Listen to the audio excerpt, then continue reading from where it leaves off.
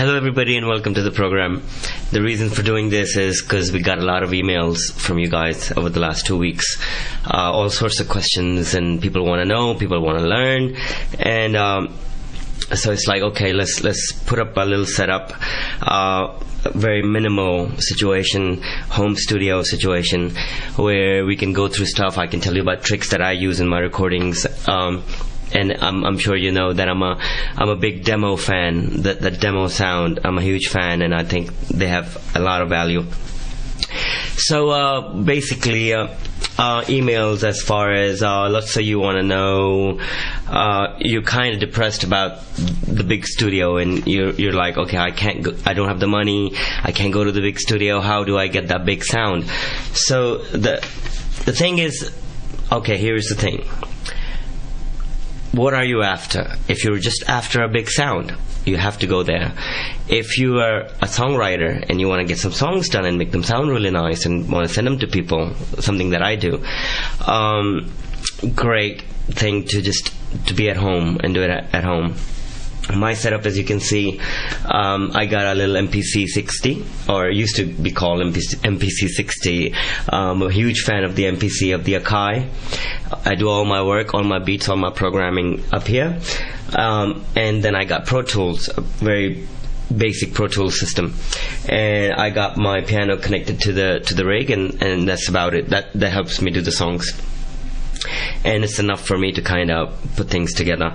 I have a Rode K2 microphone that I use all the time and it's right here, and it looks really nice and it sounds awesome.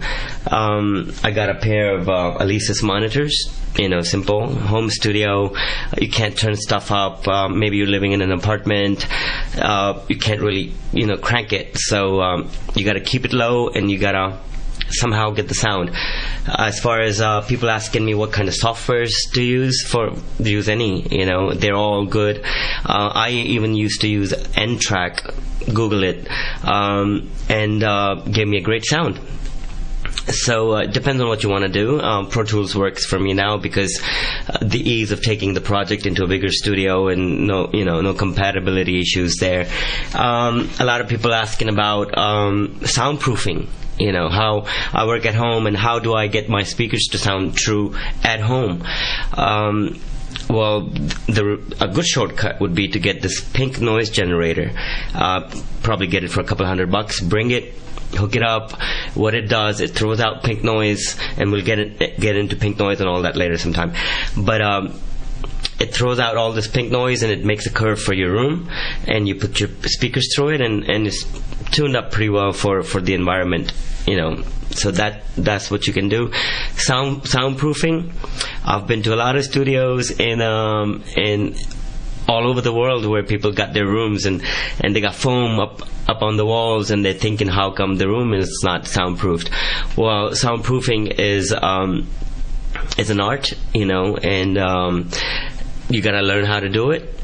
You gotta have separation. It's gotta be floating. There's certain techniques that people use to make it soundproof, and you gotta again Google it and look into that. Couple of people asking me how to improve their timing. By a click. Just get a click and practice 20 minutes a day if you can. If you're not like how I used to be, go for 9 hours a day. That'll hook you up pretty well. How to improve my songwriting, and these are quick questions and with quick answers. That's why I chose these. How would you improve your songwriting? Write.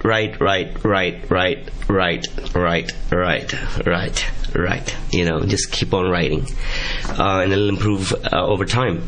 There's no shortcuts to that. And a really interesting discussion that we will do later as well is about auto-tuners, if you should use those for your voice or to put things in pitch if they don't sound good to you. And I have a whole philosophy surrounding auto-tuners, and we're going to go into that in just a second.